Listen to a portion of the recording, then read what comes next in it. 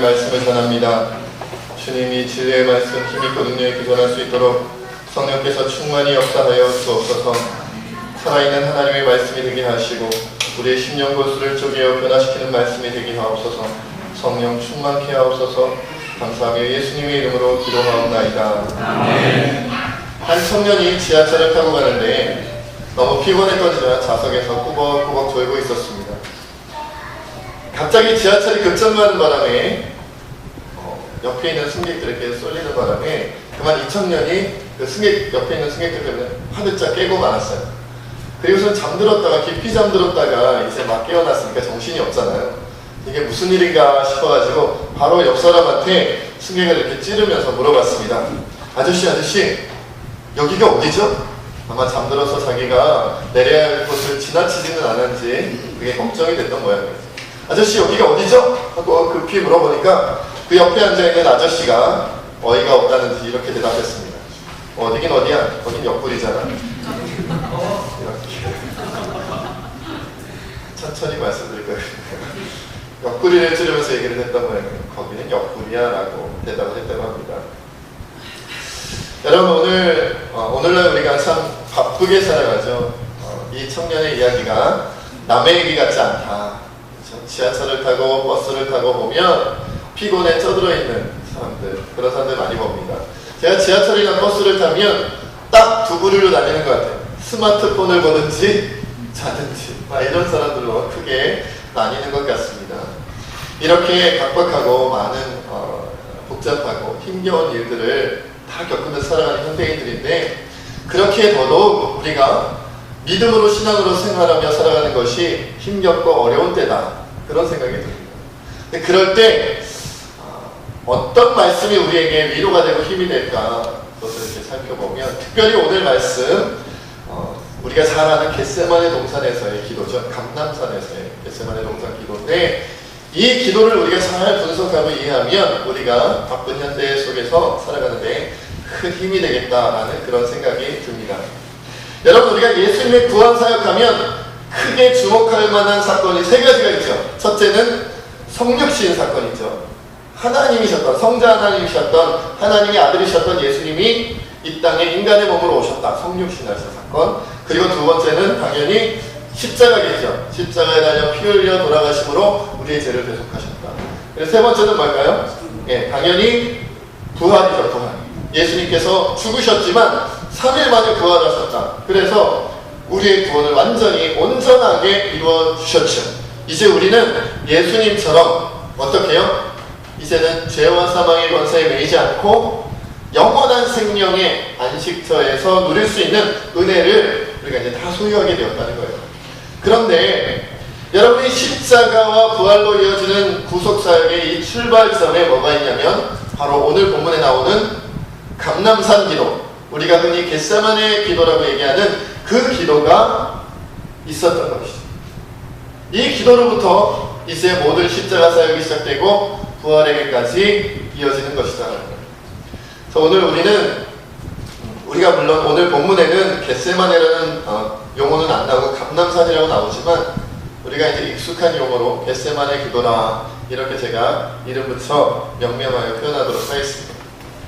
자, 아까도 말씀드렸던 것처럼 십자가를 얘기하고 부활을 얘기하기 전에 우리는 겟세마네 동산에서의 예수님의 기도를 이해하고 받아들이면 우리가 십자가까지 부활까지 쉽게 나아갈 수가 있어요.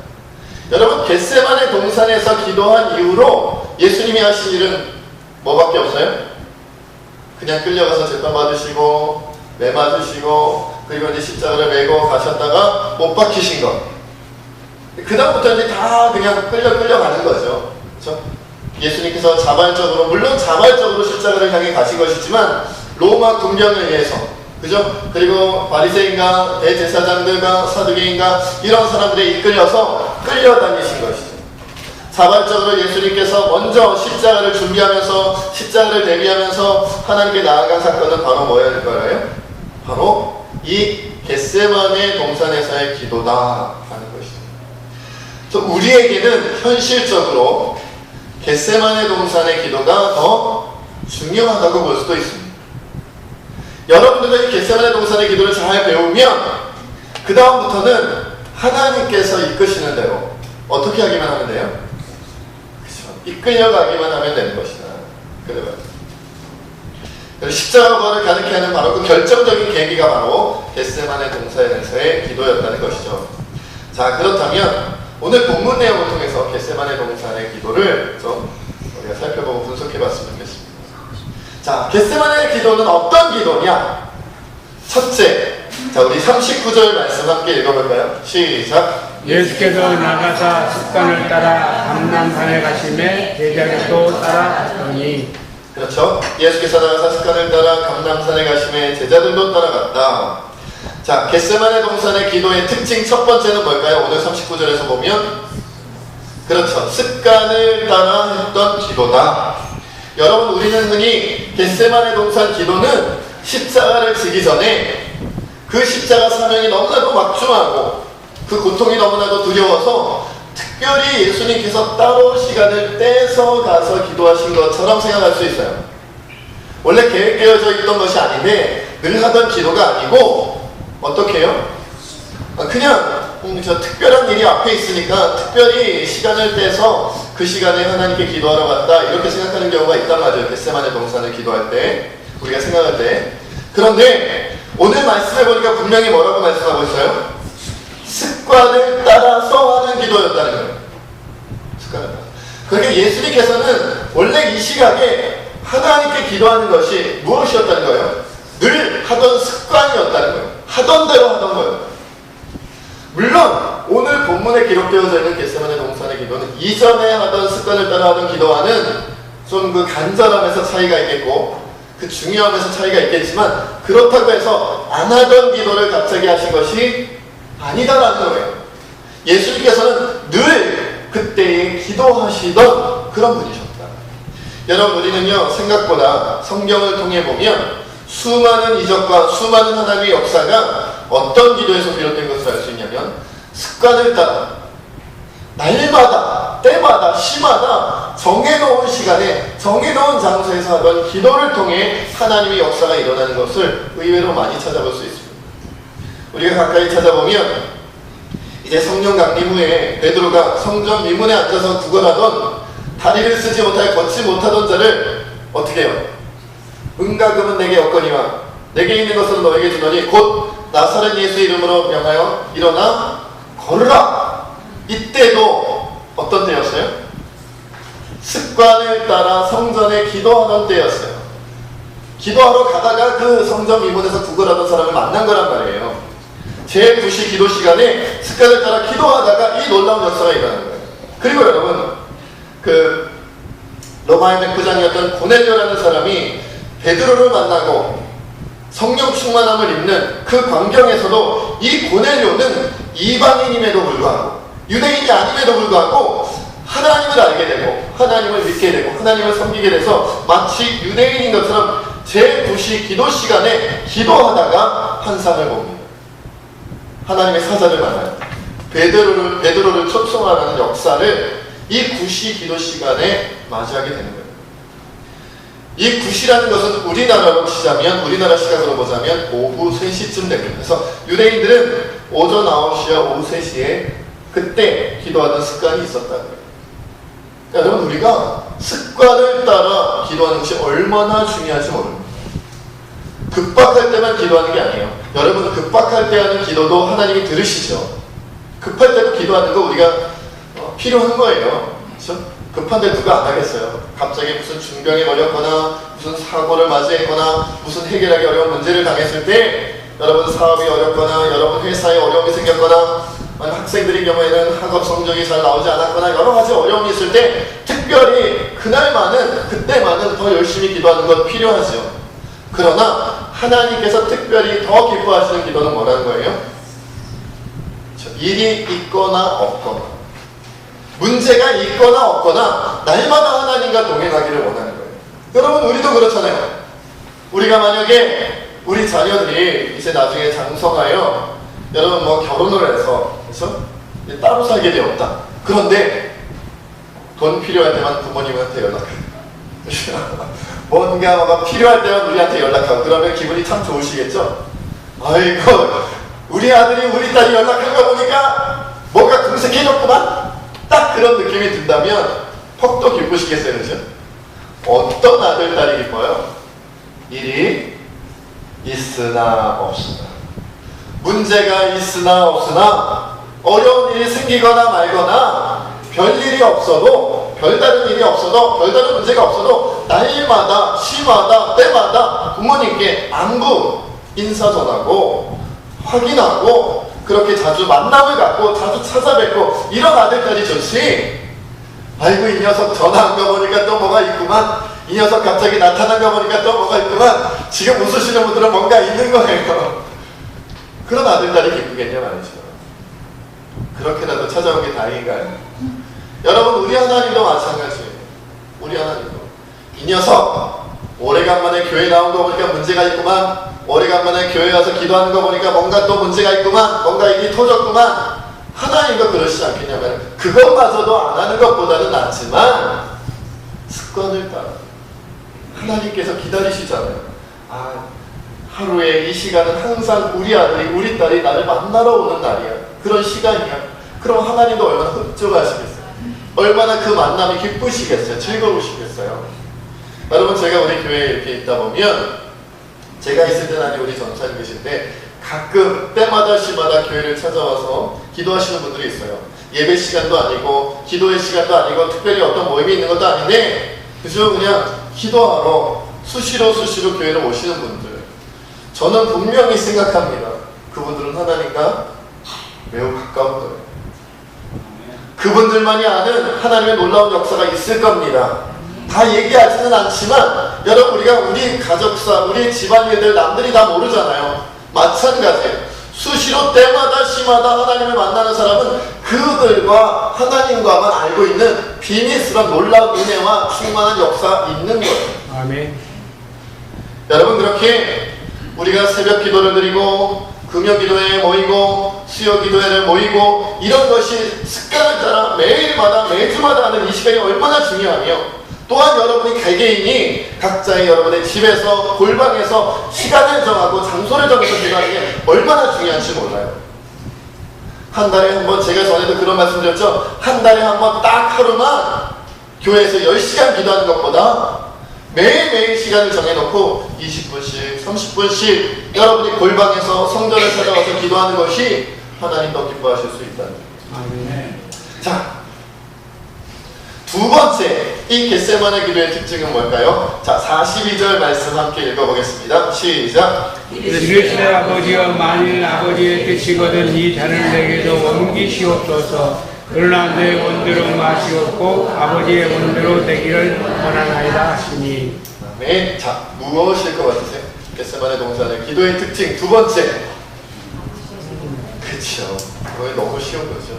겟세마네 기도하면 우리가 당연히 이것부터 떠오르죠. 내 원대로 마옵시고 누구와의 원대로? 아버지의 원대로, 하나님의 원대로, 하나님의 뜻대로 이루어지기를 원한다. 아버지 하나님의 뜻대로 되기를 원하는 기도가 바로 겟세마네 기도의 특징이다. 여러분 내 욕심을 이루고자 하는, 내 뜻을 이루고자 하는, 내 목표를 이루고자 하는 그런 기도가 아니라 하나님의 뜻을 이루고자 하는 그런 기도가 바로 겟세마네 기도였어요. 여러분 이것이 각박한 현대에 살아가는 우리가 오히려 평안을 누리고 은혜를 누리고 축복을 누리는 지름길이에요.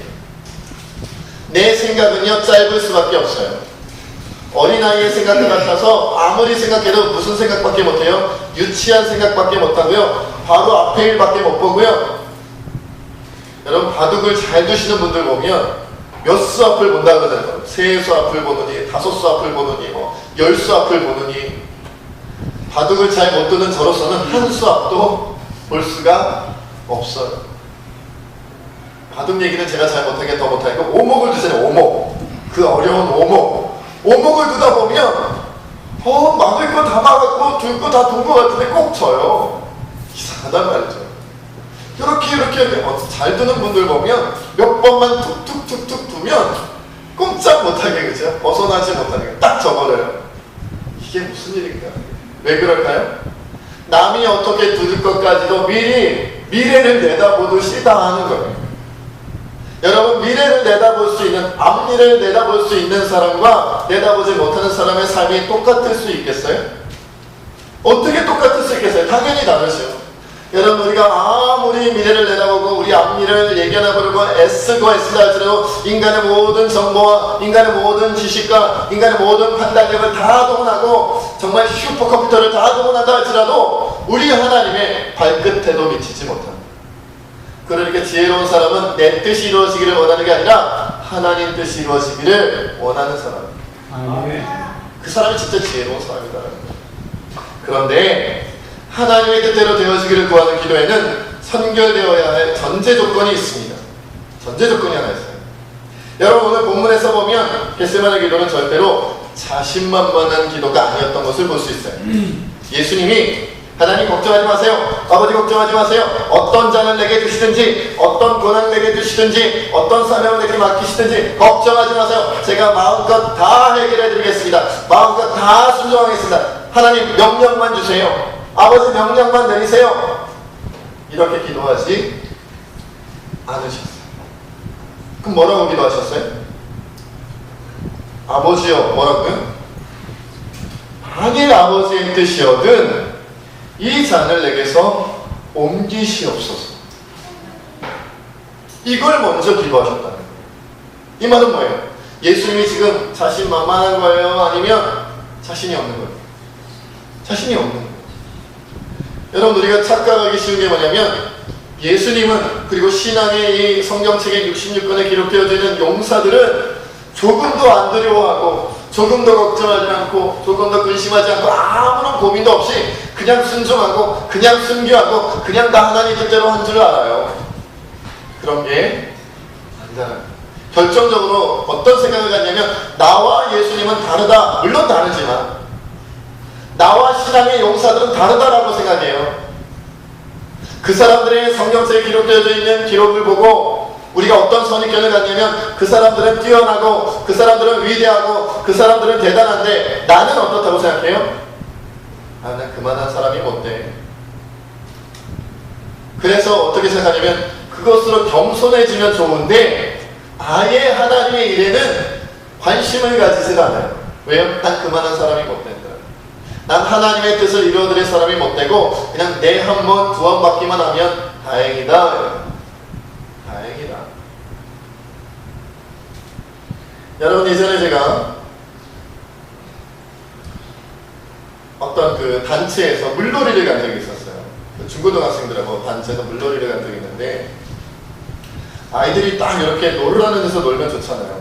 근데 아이들은 항상 어때요? 틀려 그러죠. 선생님들 눈을 피해서 더 멀리 들어가려고 그러고 더 이렇게 재미나게 놀려고 그러고 더 이렇게 위험한 장난을 하고 싶어 하고 그러잖아요. 그날도 한 학생이 그만 선생님들의 통제를 벗어서 막 도망가는 거예요. 빨리 오라고 했는데도 말을 듣지 않아요. 그러더니 그만 그 냇가에 좀 심하게 급류가 있는 곳으로 도망치다 거기 빠져버린 거예요. 다행히 바위와 바위 틈에 그 아이가 쏙 빠졌어요. 조금 더 갔으면 밑으로 절벽으로 떨어질 뻔했어요. 그럼 위기가 있었어요. 제가 수영을 아주 잘할까요? 못할까요? 그냥 그래요. 25m 수영에 가면 한 15m쯤 갔다가 물 좀 마시고 조금 더 가서 도착하고 막 이래요. 수영을 못한다고 하기도 뭐하고 잘한다고 하기도 뭐하고 참 애매해요. 제 축구 실력이랑 비슷해요. 제 야구 실력이랑 비슷하고 잘한다고 하기도 못하고 못한다고 하기도 뭐하고 그냥 애매한 수준. 그 순간 그 바위 틈에 빠진 아이를 위해서 제가 손을 쭉 뻗었어요. 그 바위 하나를 딱 붙잡고 손을 쭉 뻗었어요. 정말 거기서 조금만 잘못했다면 아이도 아이지만 저도 죽을 수도 있다는 공포감이 엄습해 오더라고요. 그래도 여기서 아무것도 안 하는 것은 교사로서 할 짓이 아닌 거예요. 그래서는 안 될 것 같아요. 그래서 그렇게라도 하는 거예요. 여러분, 겟세마네 기도는 그것과 같아요. 내가 여기서 살아날 수 있을까? 이 아이를 살릴 수 있을까? 내가 이 사명 감당할 수 있을까? 내가 이 일을 감당할 수 있을까? 이거 아무것도 못하는 거 아니야? 잘못하면 이 아이도 죽고 나도 죽는 거 아닐까? 괜히 나섰다가 두 사람이 죽느니 그냥 저 아이 하나 곱게 보내는 게 낫지 않을까? 그런 생각 안 들겠어요? 누가 뭐라 그러겠어요? 저 녀석이 잘못한 건데. 저 녀석이 잘못한 건데 왜 나까지 죽어야 돼요?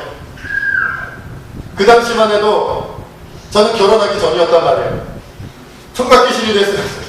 지금 안 되잖아요. 결혼도 못 해보고 자식도 못 낳아보고 어떻게 해요? 그러나 그것까지 계산할 수 없잖아요. 일단 뛰어들고 보는 거죠. 그 아이 손을 붙잡고 보는 거예요.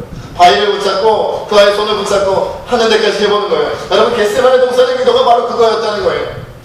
예수님이 고통을 이길 수 있을까 생각했을 거예요. 내가 십자가 고통을 이길 수 있을까? 내가 십자가 고난을 다 짊어질 수 있을까? 얼마나 아플까? 얼마나 괴로울까? 얼마나 끔찍할까? 얼마나 내가 감당하기 어려울까? 여러분, 우리가 세상살이를 하다 보면 그렇잖아요.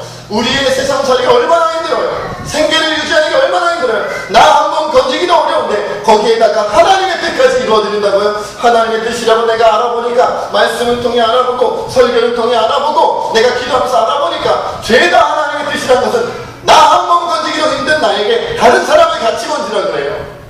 나도 수영 잘 못하는데 물에 빠져있는 다른 사람들을 건져내라 그래요. 하나님, 나도 건지기 힘든데, 내가 한 번 건지기도 힘든데, 내가 한 번 구원받기도 힘든데 어떻게 내가 그런 몸으로 그런 실력으로 다른 사람까지 건져요? 그런데 하나님 가라고 해요. 자꾸 가라고 해요. 그럼 어떻게 되는 거예요? 일단 뛰어들고 하나님께 기도하는 거예요. 하나님, 뛰어들었어요. 하나님이 안 살리시면 난 죽어요. 몰라요. 하나님이 책임지세요. 그게 겟세마네 기도라는 거예요. 아버지요, 만일 아버지 뜻이거든 이 잔을 내게서 옮기시옵소서. 그러나 내 원대로 마시고 아버지 원대로 되기를 원하나이다. 나는 못합니다 부터 시작하는 게 겟세마네 기도라는 거예요. 여러분, 오늘 말씀에도 보니까 40절 말씀 함께 읽겠습니다. 시작. 그곳에 이르러 그들에게 이르시되 유혹에 빠지지 않게 기도하라. 46절 읽겠습니다. 시작. 기도하라 하시니라. 여러분, 우리가 유혹을 이길 수 있고 시험을 이길 수 있는 대단한 사람이라서 겟세마네 기도를 하는 게 아니에요. 우리가 유혹을 이길 수 있고 시험을 이길 수 있고 이 세상의 어려움을 이길 수 있는 사람이라서 십자가를 향해 나아가는 게 아니에요. 여러분, 우리가 대단한 사람이라서 사명 감당하는 게 아니에요. 우리도 기도하지 않으면, 조금이라도 하나님을 붙잡지 않으면, 방심하고 있으면 언제인지도 모르게 유혹에 빠지고, 언제인지도 모르게 시험에 빠지고, 언제인지도 모르게 죄에 빠지고 사망에 빠질 수밖에 없는 연약한 존재가 바로 우리예요. 아멘. 그런데 하나님은 우리를 원하시는 거예요. 제가 교회에서 이렇게 함께 여러분들과 성도님들과 함께 지내다 보면 그런 분들이 있어요. 저는 능력이 없어서, 실력이 없어서, 지혜가 없어서 저는 하나님의 일 잘 못해요. 그런 분들이 제일 답답해요. 안타까워요. 왜요? 그렇게 따지면 저도 목사 못해요. 저도 목사. 제가 뭐가 있어요? 제가 능력이 있어요? 실력이 있어요? 지혜가 있어요? 뭐밖에 없어요? 이제 말씀드리지 않아도 저희 외모노님이 인정하시는군요. 네. 여러분, 제가 지금 하나님 붙잡는 것밖에 없어요. 전 아무것도 못하니까 하나님이 알아서 해주세요. 아멘. 세진교회 처음 부임할 때도 그랬고, 목사 안수를 받을 때도 그랬고, 신학교를 처음 들어갈 때도 그랬어요. 하나님, 저 같은 게 신학교 가도 돼요? 저 같은 사람이 목사 돼도 되나요? 제가 세진교회 담임 목사를 가도 되나요? 아무것도 자신 있는 거 없었어요. 자신만만해서 온 게 아니에요. 자신만만해서 온 게 아니라 하나님이 등 떠미셨어요. 그래서 또 밀리면서 가면서 기도하는 거지. 하나님이 등을 떠미셨으니 난 몰라요. 하나님이 알아서 하세요. 하나님이 책임지세요. 하나님, 내가 신학교에서 공부하는 동안 나를 신학생답게 만들어주세요. 하나님, 내가 목사 안수 받았으니 목사답게 주님이 만들어주세요. 하나님, 세진교회로 보내셨으니 세진교회로 하나님 뜻대로 만들어주세요. 아멘. 하나님 등 떠미셨으니 책임지세요. 여러분, 자신의 연약함을 인정하지 못하는 자는 오히려 결정적인 순간에 하나님의 뜻을 따라가지 못하는 경우가 생깁니다. 하나님의 뜻은 자신만만함으로 이루는 게 아니라 겸손히 하나님께, 난 아무것도 못하니까 하나님 뜻대로 하세요. 하나님 원대로 하세요. 아버지, 난 그저 순종하며 따라갈게요 라고 고백하는 사람이 하나님 뜻을 이루어드리는 거예요. 아멘. 여러분, 베드로가 뭐라 그랬어요? 예수님, 내가 예수님이 어디로 가든지 잡혀간다 할지라도, 죽임당하는 자리에 간다 할지라도 난 예수님 배반하지 않아요. 죽음의 자리까지 쫓아가겠어요. 그게 베드로의 고백이었는데 얼마 지나지 않아 대제사장의 뜰에서 나는 예수를 모른다고 3번이나 부인하고, 심지어는 뭐까지 해요? 예수를 저주까지 했어요. 저주가 뭔지 아시죠? 예수라는 작자는 하나님의 천벌을 받을 자라고 저주했단 말이에요. 그냥 나는 예수님 모릅니다, 그게 아니에요. 난 예수라는 사람을 모른다 정도가 아니라 사람들이 안 믿어주니까 극단적으로 표현한 거예요. 예수라는 자는 하나님의 벌을 받을 자라고 저주까지 했어요. 하나님의 뜻은 자신만만함으로 이루는 게 아니라 내가 못하는 거 알고 하나님께 맡길 때 이룰 수 있는 거예요. 마지막으로 3번째 겟세마네 동산의 기도의 특징은 뭘까요? 누구나 다 알듯이 겟세마네 동산의 기도 너무나도 간절한 기도였어요. 우리 44절 말씀 함께 읽겠습니다. 시작. 예수께서 힘쓰고 애써 더욱 간절히 기도하시니 땀이 땅에 떨어지는 빗방울 같이 되더라. 요새 이제 어떤 분들은 이거 가지고 논쟁을 벌이고 있어요. 정말로 피가 터졌을까? 아니면 피가 터질 정도로 열심히 했다는 걸까? 그런 것을 우리는 고민할 필요가 있어요? 없어요? 없어요. 어떤 분들은 실험하잖아. 기도하다가 피가 나는지 안 나는지. 안 해보셨어요? 전 해봤는데 얼마나 힘을 주면 피가 나나 안 나나 막! 근데 저는 피가 안 나더라고요. 실제로 피가 나느냐 안 나느냐 이건 중요한 게 아니라 이렇게 표현되어질 정도로 예수님이 생명 걸고 목숨 걸고 기도했다는 거, 그게 중요한 거예요. 여러분, 야곱이 야복 강가에서 자신에게 원 하나님의 사자를 어떻게 해요? 보내주질 않잖아요. 나를 축복하지 않으면 당신 못 갑니다. 그래서 밤새도록 기도하고, 그렇죠? 어떻게 돼요?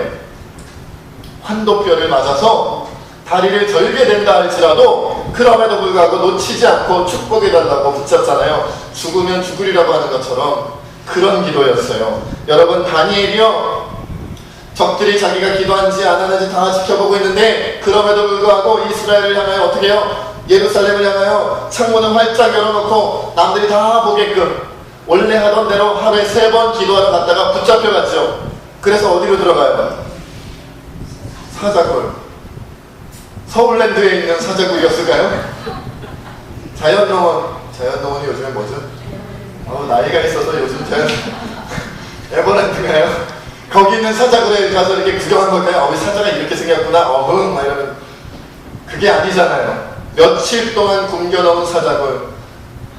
다니엘을 죽이려고 했던 사람들 나중에 하나님의 심판받아 그들이 사자굴에 들어가니까 그들이 바닥에 닿기도 전에 사자들이 움켜서 뼈가 부러지고 잡아먹혀버린 바로 그 사자굴. 굶주린 사자가 있는 그 사자굴에 들어갈 것을 알면서도 어떻게 해요?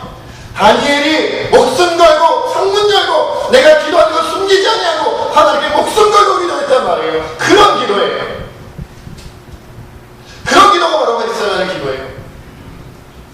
에스더가 기도하는데 만약 내 남편이긴 하지만 왕 앞에 누구라도 나아갈 때 왕이 금호를 내어매지 않으면 그는 죽임당하는데 죽으면 죽으리라 하고 모든 이스라엘 백성들과 함께 3일 금식 기도하고 왕 앞에 나아가 내가 죽으면 죽지, 하나님께서 날 살리지 않고 하나님께서 날 죽이시면 죽는 거야 라고 생각하고 왕 앞에 나아가 이스라엘 민족을 구했던 죽으면 죽으리라는 기도, 그게 바로 겟세마네 기도예요. 아멘. 바빠 죽겠는데 우리가 언제 겟세마네 기도를 해요? 내가 하루 먹고 살기가 힘든데 이렇게 힘들고 어려운 상황 가운데 언제 겟세마네 기도를 해요? 내가 언제 습관을 따라 시간을 쪼개서 기도하는 자리에 나가요? 어떻게 내 일도 감당하기 힘든데 남의 일까지 걱정하고 하나님의 뜻까지 걱정하고 언제 그렇게 해요? 지금 시간을 쪼개서 다른 일을 위해 세상 일을 위해 쓰기도 힘든데 어떻게 땀방울이 핏방울이 되도록 목숨 걸고 3시간이나 기도를 해요? 그러나 바쁘기 때문에 우리 기도해야 돼요. 먹고 살기 힘들기 때문에 기도해야 돼요. 이렇게 먹고 살기 힘든데, 이렇게 하루하루가 바쁘고 힘겹고 고난한데, 이렇게 살다 보면 언제인지도 모르게 우리 인생 끝나버리는데, 갑작스럽게 내 인생의 마지막이 왔을 때 하나님 조금만 더 시간을 주세요라고 안타까워하지 않으려면 지금 해야 돼요. 지금. 어쩌면 겟세마네 동산의 기도는 예수님이 저 하늘에서 하나님 아버지와 대화할 때 너 저 죄인들을 위하여 저 땅에 내려가 인간의 몸을 입고 십자가에 매달려 죽임당하여 피 흘림으로 저 죄인들의 죄를 계속하여 살려야겠다라고 하나님 아버지께서 처음 말씀하셨을 때 그때 이미 겟세마네 동산의 기도는 시작된 거예요. 딱 한 번 하셨을까? 겟세마네 동산 기도는 계속 안 하다가 마지막 순간에 하루 전에 딱 기도하셨을까요? 여러분, 우리도 하다못해 수련회를 하고 캠프를 해도 우리 지금 한 달째, 두 달째 기도하고 있잖아요. 금식 기도하고 있고 100시간 릴레이 기도하고 있고 하고 있잖아요. 매년마다, 그것도 여름에 한 번, 겨울에 한 번, 그렇게 1년에 2번씩 하는 수련회를 위해서도 캠프를 위해서도 우리가 한 달씩, 두 달씩 금식 기도하고 릴레이 기도하고 합심 기도하고 하는데 인류를 구속하기 위한 그 예수님의 기도를 딱 한 번 했겠냐고요. 이미 저 하늘에서 결정됐을 때부터 기도하셨어요. 여러분, 이제 오늘부터 하나님, 이 못난 나, 아무개 목사님보다 장로님보다 권사님보다 집사님보다 나는 능력도 없고 실력도 없고 가진 지혜도 없고 아무것도 없는 나, 이 세상 것이라고는 아무것도 넉넉하게 갖지 못한 나, 건강하지도 못하고 물질도 많지 아니하고 명예와 권력도 별로 없는 나, 이 같은 나에게도 하나님 맡기실 일이 있나요? 나에게도 하나님을 위하여 쓰실 만한 그런 사명이 있나요? 있다면 하나님, 내 생계를 유지하는 것도 힘들고 나의 하루하루 사는 것도 힘겹지만 내 원대로 살지 아니하고 하나의 원대로 하나의 뜻대로 살겠으니 주님 아버지의 원대로 되기를 원하나이다. 아멘. 그런 기도를 우리가 옵니다. 저 서아프리카에 한 크리스천들이 살고 있는 한 작은 마을 사람들에게는 집이 늘 이렇게 비좁게 살았던 것 같아요. 골방, 밀실이라고 해서 기도할 수 있는 공간이 별로 없었어요. 그래서 그 마을 사람들은 전부 다 자기가 살고 있는 오두막 뒤에 있는 숲속에 들어가서 하나님께 기도하고 했다고 합니다.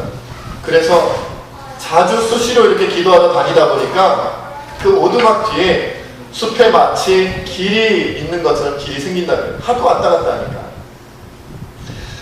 그래서 그렇게 이렇게 곳곳마다 집집마다 그렇게 뒤에 기도하러 가는 길이 이렇게 숲속에 나 있는데 열대지방이기 때문에 식물들이 빨리 자란다 그래요. 그래서 조금만 그 길을 다니지 않으면 언제 그러냐는 듯이 식물들이, 그죠?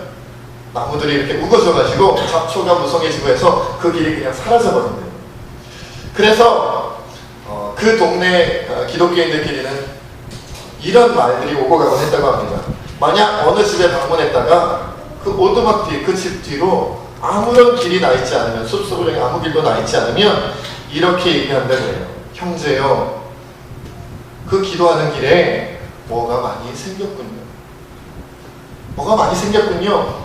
이 말은 뭐예요? 기도하러 가는 길이 사라져버렸군요 라는. 그 말은 결국 뭐예요? 당신 요새 기도 안 하는군요. 요새 기도 안 하는군요. 이 얘기예요.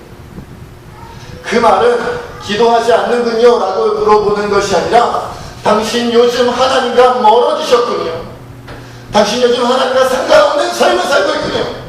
당신 요즘 하나님의 뜻과는 상관없는 삶을 살고 있군요 라고 그렇게 물어보는 거라고. 여러분, 여러분의 길은 지금 열려 있습니까? 여러분이 하나님과 기도하는 그 길은 열려 있습니까? 아멘. 잡초가 무성하고 나무가 우거져서 도무지 하나님을 만나러 가는 그 길이 어디인지 보이지 않는 그런 삶을 살고 있는 것은 아닙니다. 내 뜻과 내 욕심과 내 마음대로 하는 기도가 아니라 습관을 따라 기도하는 형식적이지 않은 하나님의 뜻을 이루기 위하여 목숨을 건 것처럼 간절하게 기도하는, 그래야 정말 저 주님의 나라에 갔을 때 하나님의 칭찬 속에 그 품에 안길 수 있는 여러분 되시기를 주의 이름으로 축원드립니다. 아멘. 우리 시간 함께 합심하여 기도하기를 원합니다.